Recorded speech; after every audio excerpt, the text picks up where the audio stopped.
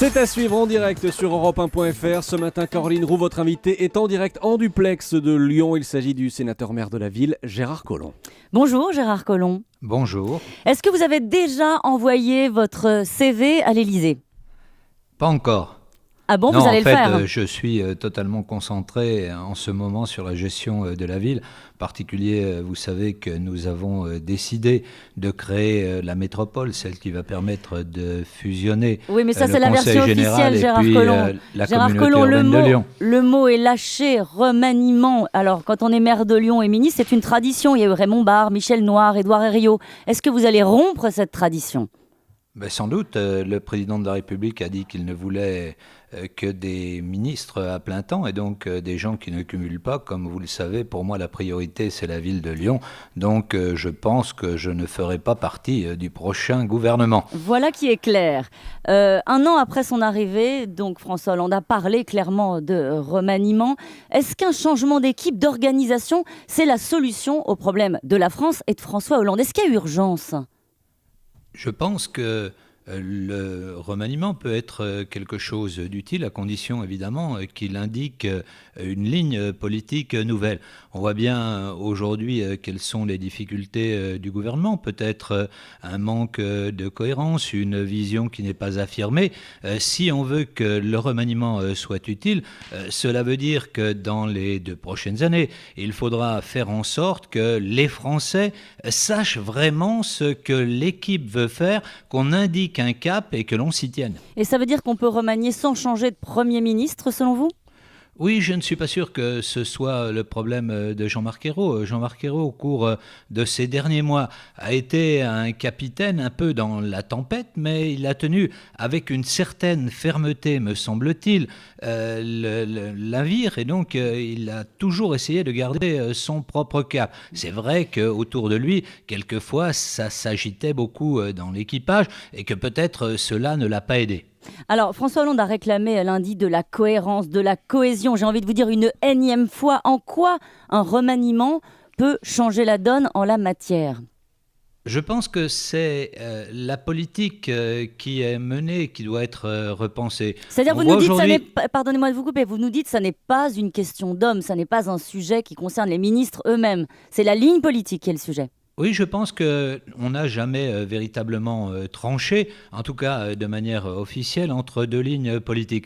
On voit bien, par exemple, qu'il y a un cap qui a été affirmé par François Hollande, celui d'une certaine rigueur, de la réduction des déficits, le fait de vouloir redonner à nos entreprises des marges de manœuvre, faire en sorte que notre industrie redevienne concurrentielle. Et puis, il y a d'autres voix qui s'élèvent pour dire « mais il faut faire de la relance, il faut mener une autre politique ». Et chaque fois, on est entre ces 2 politiques et du coup, les Français n'y comprennent plus rien. Et on ne sait pas quel est le cap qui est véritablement affiché. C'est cela, à mon avis, qu'il faut changer. Alors, en fait, on va faire clair. Entre Montebourg et Moscovici à Bercy, les Français ne s'y retrouvent pas. C'est ça que vous voulez nous dire ?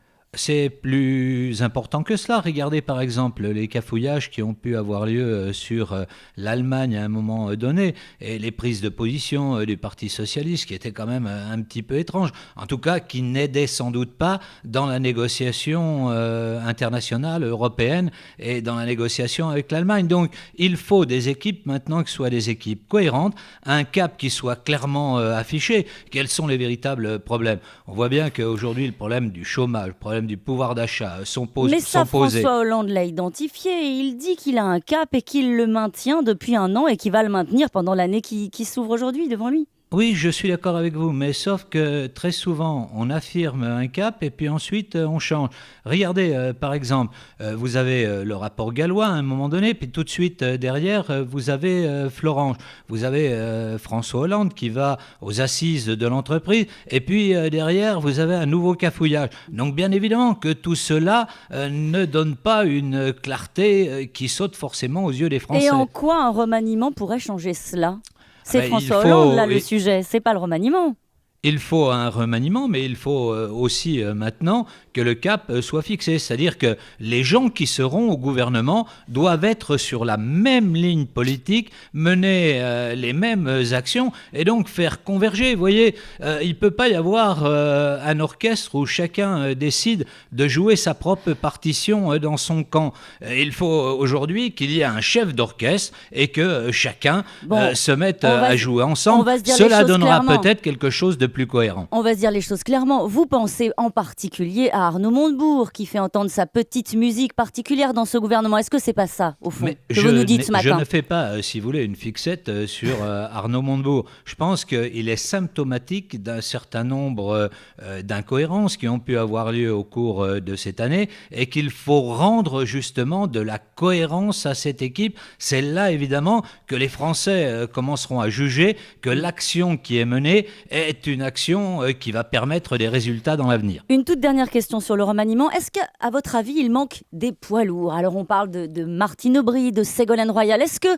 ce gouvernement manque d'expérience ? Vous m'auriez dit, Louis Gallois, par exemple, que j'aurais totalement acquiescé.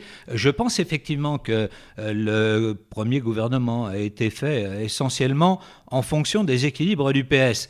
Ce n'est pas les problèmes du PS qu'on a à gérer aujourd'hui, c'est les problèmes de la France. Et donc, il faut pouvoir trouver des personnalités qui permettent de rassembler la France dans sa diversité, des chefs d'entreprise aux salariés, et qui disent, parce que nous sommes dans une situation grave, allez, ensemble, on se rassemble et on va de l'avant. Et mais c'est ce qu'a dit François Hollande, puisqu'il a annoncé qu'il souhaitait mettre en œuvre un plan d'investissement sur 10 ans pour encourager l'innovation, donner des perspectives, le tout financé par des cessions de participation dans les entreprises publiques. Est-ce que ça, vous approuvez sans réserve ? Oui, bien sûr. Et si vous voulez, il y a beaucoup de temps où moi j'ai approuvé ce que disait François Hollande lors du rapport Gallois, lors des assises de l'entreprise. Le problème, c'est que chaque fois derrière, il y avait une sorte de couac qui venait contredire ce qui était affiché. Aujourd'hui, un maître mot, la cohérence. Sur ce point, vous êtes sur la ligne de François Hollande. Alors, le répit aura été de courte durée puisque la Commission européenne a demandé hier à la France des réformes structurelles, attention, audacieuses. Est-ce que vous croyez à l'audace du gouvernement, en particulier sur un dossier très attendu, celui des retraites ? Je crois qu'il faut être audacieux. On voit bien qu'on a un certain nombre de problèmes à résoudre. D'abord, nos prélèvements obligatoires qui sont en France plus élevés que pratiquement tous les pays en Europe. Que nous avons des difficultés sur les problèmes de l'assurance maladie, sur les problèmes de retraite que vous venez de pointer. Je vous rappelle, vous connaissez qu'il y a 2 ans, j'avais écrit un petit livre qui s'appelait « Et si la France s'éveillait ?» où je pointais déjà le problème des retraites. Où je disais, il va faire... La question, c'est les solutions, Gérard Collomb. Les solutions, pour moi, c'est clair. Il faut aller vers des régimes de retraite de type suédois, des régimes par points où finalement il y a à la fois la capacité à prendre en compte l'allongement de la vie et puis en même temps, en fonction de son état personnel, de ses souhaits, de ses disponibilités, de sa santé, on puisse, par un système de points, choisir l'année de départ de sa retraite. Mais est-ce que vous croyez, c'était la question, à l'audace du gouvernement sur ce dossier-là? Est-ce que vous y croyez encore à ça? Il va falloir de l'audace, parce qu'autrement nous allons connaître des difficultés qui vont s'accroître de plus en plus. Et il y a bien un moment donné où on va être au pied du mur et où il va falloir trancher. Donc oui, je pense que le gouvernement doit faire preuve d'audace et il en fera. Toute dernière question. Le 8 mai dernier, Nicolas Sarkozy et François Hollande, vous vous souvenez, on se souvient tous de cette image, étaient côte à côte pour déposer une gerbe sur la tombe du soldat inconnu. Est-ce qu'un an après, vous trouvez que François Hollande a totalement investi sa fonction ?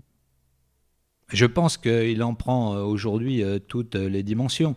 Il voit peut-être mieux qu'il ne voyait hier les difficultés de notre pays qui sont extrêmes, qui ne résultent pas simplement de l'action de la dernière année, mais de toutes les difficultés que nous avons accumulées depuis 10 ans. Maintenant, il sait que c'est lui le responsable. Il en mesure, je crois, la responsabilité et c'est à lui d'agir. Merci beaucoup Gérard Collomb depuis notre studio du Club de la Presse de Lyon. À bientôt. Demain, merci. Caroline, journée de l'Europe, votre invité Martin Schulz. Martin Schulz, le président du Parlement européen, demain.